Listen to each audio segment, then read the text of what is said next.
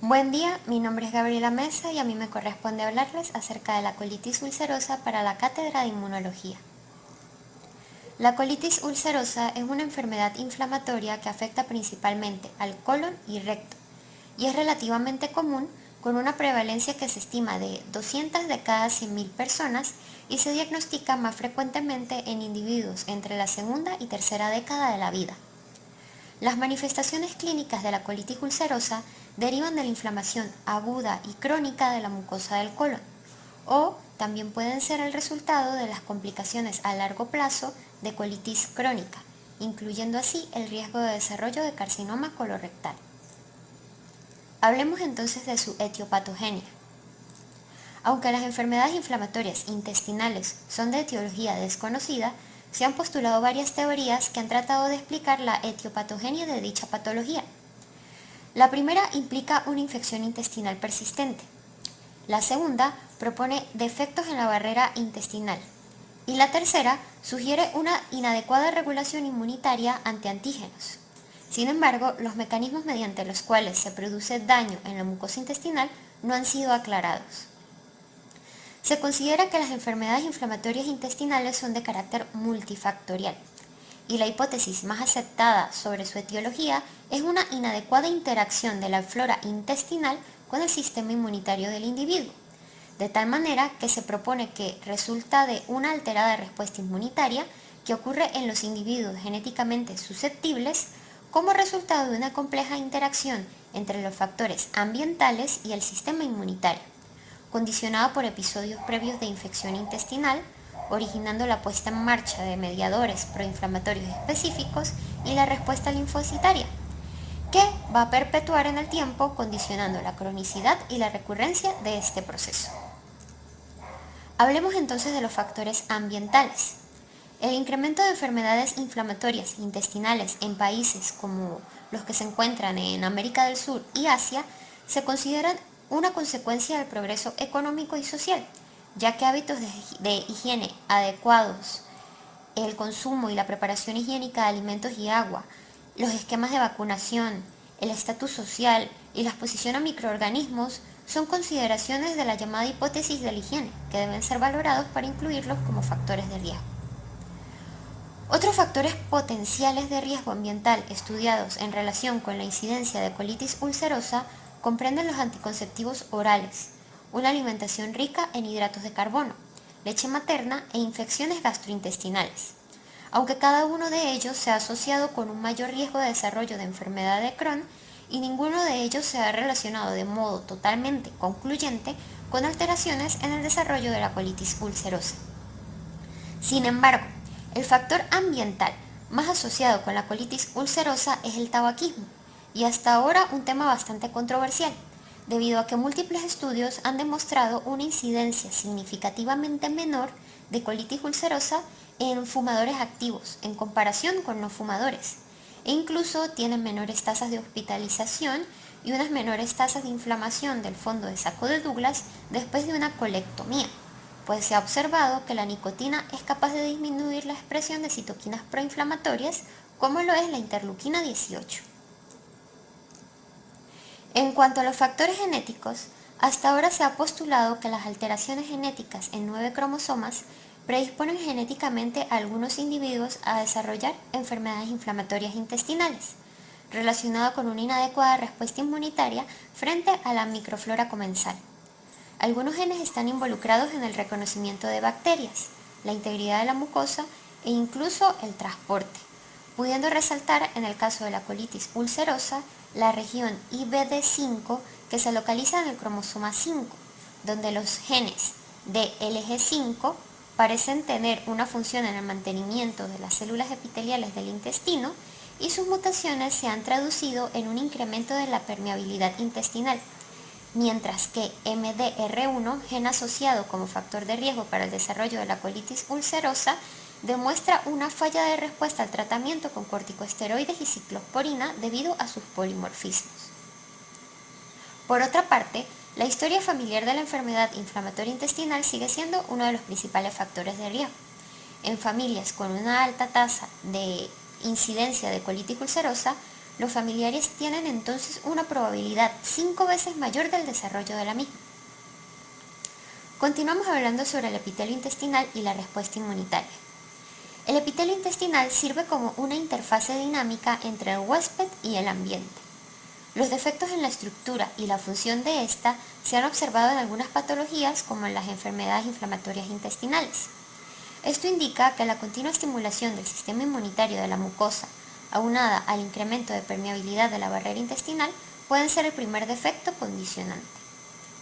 Un aspecto fundamental para el establecimiento de la barrera intestinal consiste en que las células del epitelio intestinal se encuentran unidas fuertemente entre sí. Esta unión física entre las diferentes células epiteliales es permeable a algunos nutrientes e impermeable a los microorganismos, pero el conjunto de estas uniones es indispensable para la integridad de la barrera física y el epitelio intestinal. En la colitis ulcerativa, la permeabilidad intestinal se asocia con una mutación en los receptores tipo TOL4, involucrado en el reconocimiento de lipopolisacáridos de las bacterias gram negativas.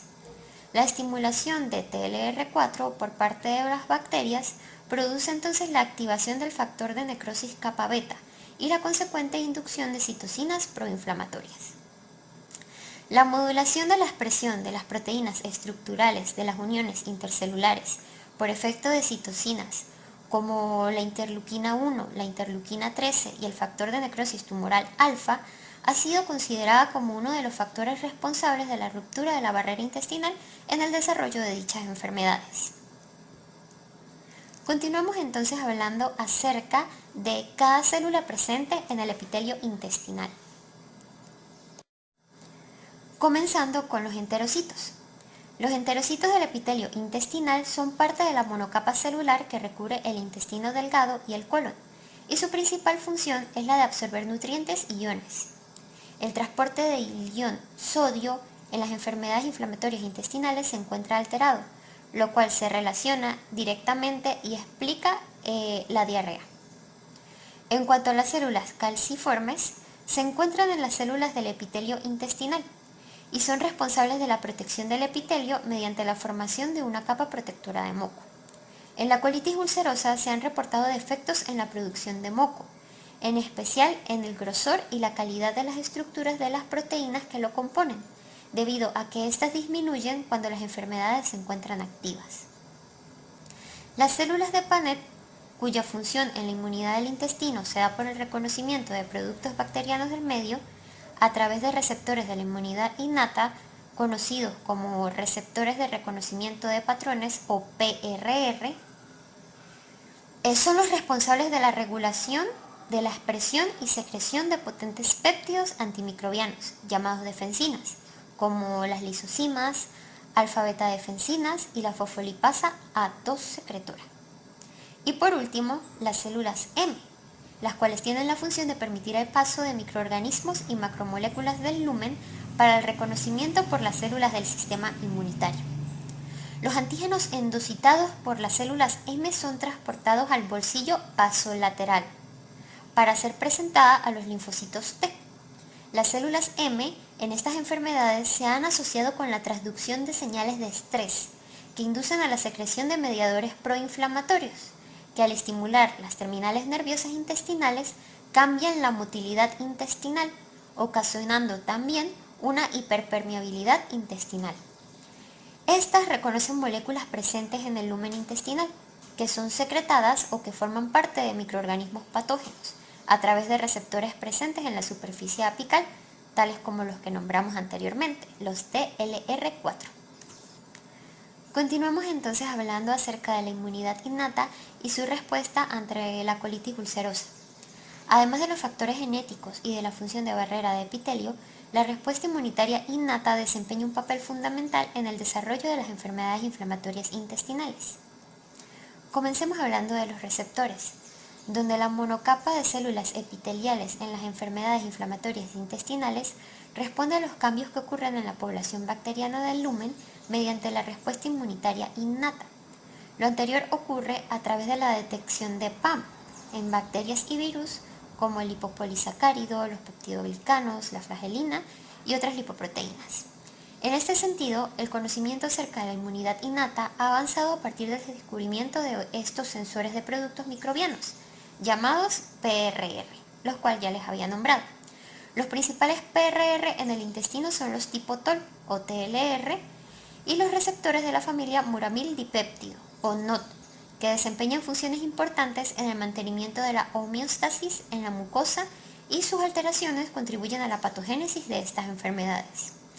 En términos generales, el reconocimiento de las moléculas bacterianas por parte de estos receptores conlleva la activación de producción de diferentes citoquinas y quimiosinas debido a que a nivel celular, estos receptores transducen la señal, activan diferentes vías de señalización, donde participan factores de transcripción cruciales en la inducción de la respuesta innata. Continuamos entonces con las defensinas. Como se sabe, la secreción de defensinas se induce como parte de la respuesta inmunitaria innata. Las defensinas son proteínas que exhiben propiedades bactericidas en el organismo, que son secretadas en general por los neutrófilos, aunque el intestino, la principal fuente son las células epiteliales y las células de Paneth. Debido a sus propiedades, las defensinas pueden generar poros de conductancia en las células epiteliales y activar la secreción de interleuquina 8, que recluta a los leucocitos al sitio de infección. En cuanto a las mucinas, se han identificado más de 20 tipos de mucinas, las cuales son glucoproteínas que se pueden encontrar en los intestinos delgado y grueso, siendo la MUC2 y la MUC3 las que se encuentran en mayor concentración y son producidas por las células caliciformes.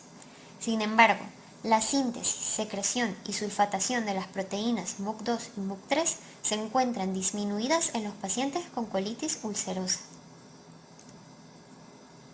Hablemos entonces de las moléculas de adhesión. La adhesión de células circulantes al endotelio vascular ocurre en las fases tempranas de la inflamación y está mediada por moléculas de adhesión específicas. Algunas de las moléculas implicadas en este proceso se han encontrado también en la mucosa intestinal normal, pero las más representativas son las moléculas de adhesión intercelular 1 o ICAM1, el antígeno asociado con la función de los linfocitos o LFA1 y la molécula de adhesión de plaquetas a células endoteliales 1 o PECAM1. En cuanto a las citoquinas, son polipéptidos que se producen en respuesta a microorganismos y a la inflamación. Regulan la inducción de muchos procesos asociados con la misma, como cambios en la expresión génica en las células diana, lo cual da lugar a la expresión de nuevas funciones y en ocasiones a la proliferación de células diana. Y las quimiosinas y sus receptores son fundamentales a nivel funcional para los procesos de restitución y reparación de la mucosa en condiciones de inflamación. En resumen, son indispensables para que el intestino restablezca la función de barrera. Las quimiosinas y los receptores de quimiosinas más relacionados con las enfermedades inflamatorias intestinales son las que se asocian con la vía del receptor CXCR3 como eje de respuesta a las quimiosinas CXCL9, CXCL10 y CXCL11, entre otras. Por último, tenemos a las células dendríticas. En las enfermedades con inflamación crónica, como en las que componen las enfermedades inflamatorias intestinales, la función de la CD depende en gran medida del patrón de diferenciación.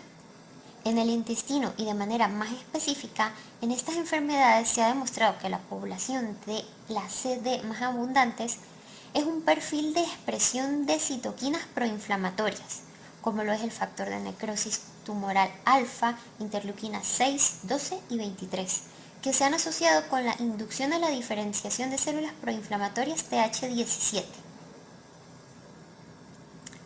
Continuamos entonces hablando acerca de la inmunidad adaptativa. En cuanto a esta, la activación de la CD y los macrófagos en las enfermedades inflamatorias intestinales secretan citoquinas, que en comparación con otras participan activamente en la respuesta inflamatoria durante la colitis ulcerosa, inclinando el balance de la diferenciación de los distintos linajes. Además, en el epitelio intestinal dañado por la inflamación crónica, los antígenos extraños amplifican la producción de citoquinas proinflamatorias.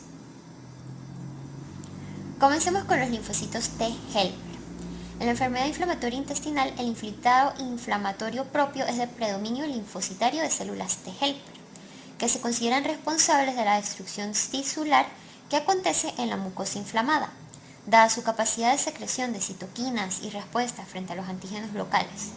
Además, se presenta un elevado grado de activación celular, acompañado de un fenómeno de resistencia a la apoptosis, que conduce a la sobreacumulación local de células T y a la perpetuación de la respuesta inflamatoria.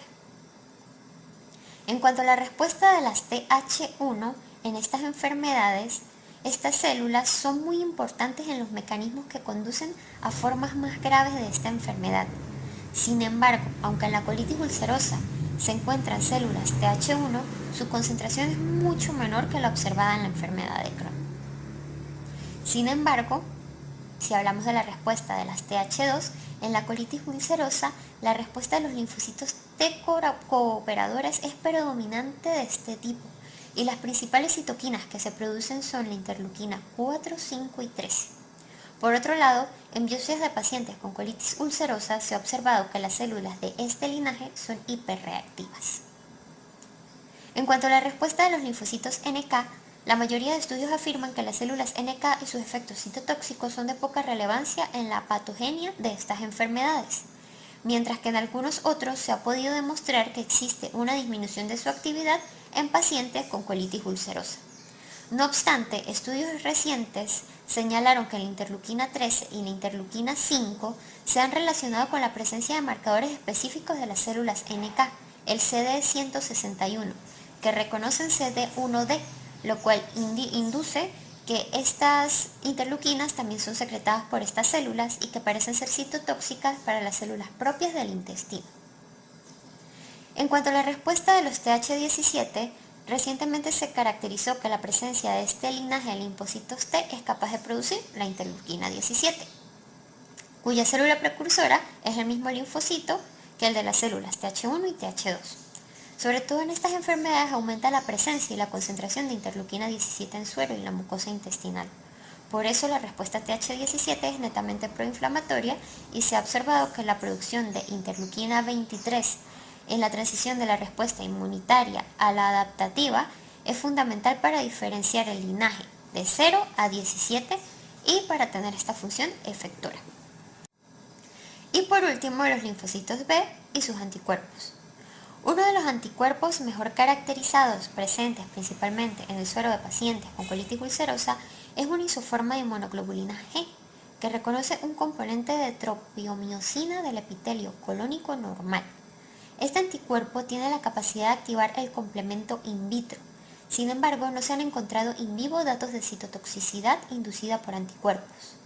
No obstante, aunque las células plasmáticas en la mucosa cólica normal expresan anticuerpos de tipo inmunoglobulina A, la mucosa inflamada de los pacientes con colitis ulcerosa se caracteriza por grandes cifras de células B y de células plasmáticas activadas que segregan anticuerpos de tipo inmunoglobulina G1, que sugieren la posibilidad de un papel patológico directo de estos anticuerpos. En resumen, la respuesta inmunitaria asociada con el desarrollo de las enfermedades inflamatorias e intestinales y en particular de la colitis ulcerosa es mucho más compleja de lo que se creía hace algunos años. Por un lado, hasta hace poco tiempo cobró mayor importancia la estrecha relación que ocurre en lo que se denomina barrera intestinal. Es en este contexto de la producción de moco y las uniones intercelulares y células típicamente inmunitarias que la primera detección de microorganismos de la flora a nivel de la respuesta inmunitaria innata y la posterior respuesta de tipo adaptativo presentan defectos que siempre se acompañan de una población anormal de microorganismos en el intestino. Cabe resaltar que las distintas moléculas que participan en la inmunobiología de las enfermedades inflamatorias intestinales son fundamentalmente para el desarrollo de esta enfermedad, como las moléculas de adhesión, las citoquinas y las quimiosinas y sus receptores. Son las principales señales en esta compleja red celular que parece darse como respuesta a la incapacidad del organismo para responder adecuadamente al daño y a otros factores. Por último, en la enfermedad inflamatoria intestinal se pierde la capacidad de regulación de producción y la función de células características de los procesos de inflamación crónica, los cuales se van a acumular y van a proporcionar una memoria dañina para el organismo. En cuanto a las manifestaciones clínicas, Los pacientes con colitis ulcerosa pueden manifestar una variedad de síntomas, que comúnmente incluyen diarrea, rectorragia, eliminación de moco por el recto, tenesmo, necesidad imperiosa de defecar y dolor abdominal.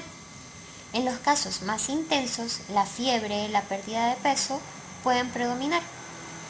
Con menor frecuencia pueden tener estreñimiento como síntoma predominante, además de respuestas inflamatorias sistémicas y extraintestinales, las cuales dependen de si existe o no actividad y del grado de actividad y de extensión colónica.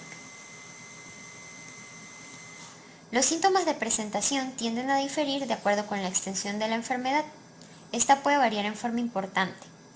40% de los pacientes adultos tienen afectación exclusiva rectal, 40% padecen de afección de colon izquierdo y solo 20% presentan una pancolitis. Con respecto al diagnóstico, todo paciente con sospecha de una enfermedad inflamatoria intestinal debe someterse a una completa historia clínica, a la valoración de la piel y los tegumentos y la búsqueda intencionada de manifestaciones extraintestinales, ya que son parte fundamental, así como la exploración abdominal y del área perianal. Los órganos y sistemas principalmente afectados por la colitis ulcerosa comprenden la piel, los ojos, la boca, las articulaciones y el hígado. Las pruebas sanguíneas, aunque no son herramientas específicas, son de gran utilidad en el abordaje diagnóstico del paciente con sospecha de enfermedades inflamatorias intestinales. La leucocitosis y trombocitosis, así como el aumento de la velocidad de sedimentación globular y de la proteína C reactiva, son de gran ayuda, debido a que son indicadores de inflamación intestinal activa. Sin embargo, si estos se encuentran normales, no se descarta la presencia de una enfermedad de este tipo. La evaluación de la serie roja en una biometría hemática completa también es de utilidad, ya que es frecuente documentar anemia por deficiencia de hierro, mientras que en lo referente a la albúmina y a las proteínas totales, también son de utilidad en el abordaje del paciente con una enfermedad inflamatoria intestinal, ya que se encuentran generalmente disminuidas por problemas secundarios a mala absorción y pérdidas. En el caso de diagnóstico de colitis ulcerosa es necesario integrar también el cuadro clínico, endoscópico e histológico, y se deben descartar enfermedades intestinales no inflamatorias, las cuales comprenden básicamente problemas infecciosos y no infecciosos. Dado que el diagnóstico de colitis ulcerosa infiere una enfermedad crónica de por vida y un aumento de riesgo de cáncer colorectal, es importante estar seguros del diagnóstico. Un diagnóstico de colitis ulcerosa debe ponerse en duda si hay tan solo un episodio único de enfermedad aguda, una historia de empleo reciente significativo de antiinflamatorios no esteroideos o antibióticos, una historia de hospitalización o viaje reciente o comienzo agudo súbito, especialmente en las personas mayores, y si los hallazgos anamatopatológicos son inespecíficos. En cuanto a la valoración de la gravedad de la enfermedad, algunos consensos han propuesto clasificar la actividad de la enfermedad en remisión, actividad leve, actividad moderada y actividad grave. Es de vital importancia definir con gran precisión el grado de actividad para poder orientar el tratamiento y su pronóstico. La remisión se define como una completa resolución clínica y endoscópica. La actividad leve equivaldría a menos de 4 evacuaciones sanguinolentas sin toxicidad sistémica. La actividad moderada consistiría en 4 a 6 evacuaciones sanguinolentas con mínima toxicidad sistémica, y la actividad grave en más de 6 evacuaciones sanguinolentas con signos de toxicidad sistémica. Las múltiples escalas se han propuesto con el objetivo de determinar el grado de actividad de la enfermedad. Hay escalas clínicas, endoscópicas e histológicas. Sin embargo, la correlación de las escalas clínicas y endoscópicas es escasa, sobre todo con respecto a las histológicas. El Consenso Europeo de la Enfermedad Inflamatoria Intestinal ha propuesto la combinación de los criterios de True-Love y Witts con rectosigmoidoscopia para confirmar así la actividad de la enfermedad. Los criterios TW pueden clasificar la enfermedad en leve, moderada y grave. Esta escala fue propuesta en 1955, después de los resultados de un estudio controlado por placebo con corticosteroides orales, y fue ampliamente difundida para su uso en la práctica clínica, por su facilidad de la aplicación. Sin embargo, los estudios recientes demuestran una escasa correlación con la actividad endoscópica. En cuanto a la escala de Montreal, es otra escala clínica basada principalmente en los criterios de TW, con la variabilidad de que se puede definir, además de la actividad leve, moderada y grave, la remisión de la enfermedad. Con el objetivo de aumentar la eficacia en la valoración del grado de actividad, los estudios recientes se orientan a buscar marcadores bioquímicos, como reactantes inflamatorios de fase aguda, o a proponer escalas que combinen variables clínicas con endoscópicas. Y por último, la escala de Mayo modificada es una de las más utilizadas actualmente en los estudios clínicos controlados publicados, ya que combina variables clínicas con endoscópicas. El Consenso Europeo de Enfermedades Inflamatorias Intestinales postula a esta escala después de la combinación de TW con rectosigmoidoscopia para la confirmación de actividad clínica de la enfermedad. Y por último, vamos a hablar acerca del tratamiento. El tratamiento de las enfermedades inflamatorias intestinales se basa primordialmente en la inhibición de la producción del factor nuclear kappa beta y recientemente al bloqueo de numerosas citoquinas proinflamatorias e inflamatorias. Las guías actuales recomendadas para el tratamiento de las enfermedades inflamatorias intestinales incluyen el uso de 5-aminosalicilatos, corticosteroides e inmunomoduladores. La selección de cada uno de estos tratamientos depende de la meta clínica, inducción o mantenimiento de la remisión, extensión, gravedad de la enfermedad, respuesta al tratamiento médico actual o previo y a la presencia de complicaciones. En cuanto al ácido 5-aminosalicílico o 5-ASA, conocido como sulfasalacina, en este caso, es el soporte principal de tratamiento de la colitis ulcerosa durante más de 30 años, ya que está compuesta por este ácido.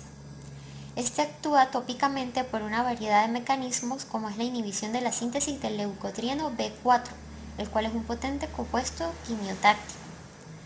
Trastornos de fagocitosis, inhibición de la producción de interleuquina 1 y como antioxidante al unirse con los radicales libres. En cuanto a los corticosteroides, a pesar de la administración apropiada de la sulfasalacina y de otras mediaciones de 5-ASA, del 20 al 30% de los pacientes con colitis no llegan a responder y requieren tratamiento sistémico con corticosteroides. Para que estos actúen por medio de una variedad de mecanismos que comprenden la inhibición de la función de las células T, el trastorno de la quimiotaxia y fagocitosis y reducción de la síntesis de citoquinas e eicosanoides. En cuanto a los fármacos inmunosupresores, los análogos de la purina, azathioprina y 6-mercaptopurina tienen un lugar importante en el tratamiento de la colitis ulcerosa. Son los fármacos de elección en el tratamiento de la enfermedad que depende de los corticosteroides o es resistente a ellos. Estos inhiben la síntesis de nucleótidos. Su mecanismo de acción en la enfermedad inflamatoria intestinal es incierto, pero puede relacionarse con la inhibición de la expansión clonal de las células T. Y por último, la ciclosporina A tiene un mecanismo de acción cuyo resultado es la fijación de las moléculas de ciclofilina en el interior de los linfocitos T, lo que da lugar al bloqueo de la activación de células T, inhibición de la síntesis de interleuquina 2 y reducción de la proliferación de células T. El comienzo de acción es rápido en comparación con los análogos de la purina. La ciclosporina A se ha empleado más frecuentemente en el tratamiento médico de la colitis ulcerosa rebelde a esteroides en pacientes que deseaban evitar una colectomía de urgencia. Gracias.